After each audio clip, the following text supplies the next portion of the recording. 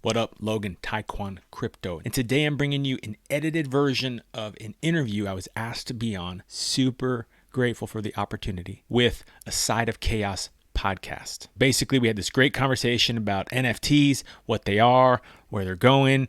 You can watch the whole thing in the link below. But first, since this is my channel, maybe you could, like and subscribe.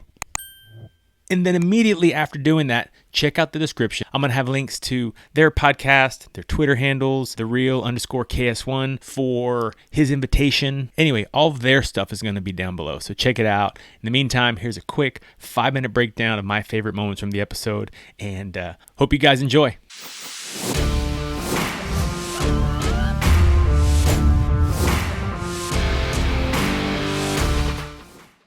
With the changes that crypto has, presented over the past few years, is like, what would be a comparison to the 90s? So like a new fad or a new technology that has made a way now, made a presence then that has made an impact now. First, only like 6 people who watch this will be able to relate to the 90s. So, and we're 3 of those. So, I totally agree. It isn't going anywhere. Art and NFT, but really, I think when you unmask all that, it's that standard on Ethereum right now that people who are really serious about building something are enamored with, and it's important. I think it's a great analogy. Yeah, and the other piece of it is some projects that you some cards you unwrap don't have value today, but they might in the future. We have no way of knowing. Then you always get those other people too. What if I just right click and hit save as? Now it's mine. You're right, but no one else values what you just did. Yeah. People value that they actually physically have the right to that. Just like the Mona Lisa, you can clearly go online and ask Jeeves. Did you really just ask Jeeves? Nah, but would you take a picture of the Mona Lisa and print it out on a canvas and proudly put it on your wall? Like I don't think they would. I think even they know that that's short-sighted. And then Stoner Cats. It was hard. I mean, that stinking video they did with Vitalik, like just chilling in the living room with the guy in our generation who did Punked. Like you turn the camera and there's Vitalik chilling. I mean, come on, it's like the ultimate punk. I was like, oh, this is so good. I mean, there's a project I like called Crypto Saints, but they didn't do this big hula launch. They just launched a product quietly in the night. This is cool. So for me, it kind of forces. I wanted to buy it because I liked the art.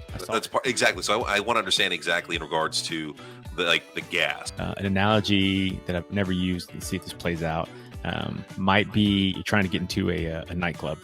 Okay. And Bruno Mars shows up.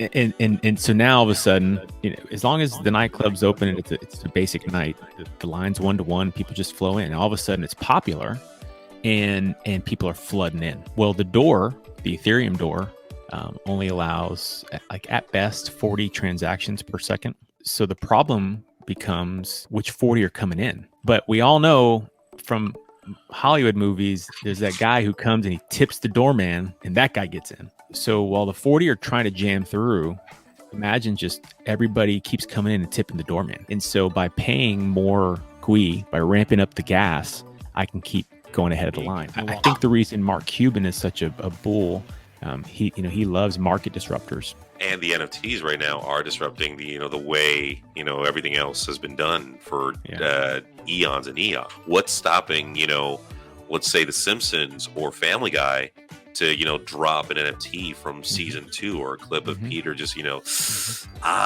like that. Yeah, they're going to start bringing down supply because they have to match demand. Because what's happening is it doesn't mint out, and then all the people who max minted 10 or 20 of these are forced to sell below mint price after market just to cut their losses. People are interested in questions. Like come launch day, and everybody wants to know something, and it's the same stupid 5 questions over and over and over.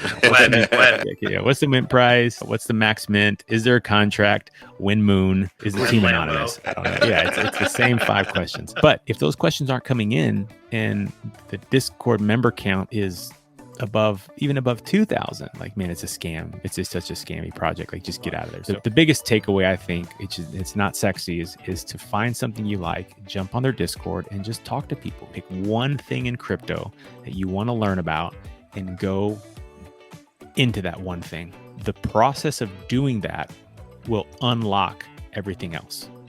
Today has been extremely informative, and I'm honest to God, like, I'm very appreciative of all the information that you've been throwing at us today, man. I get energized talking about this stuff. Like, it's we're gonna bother you. We're gonna broadcast it live.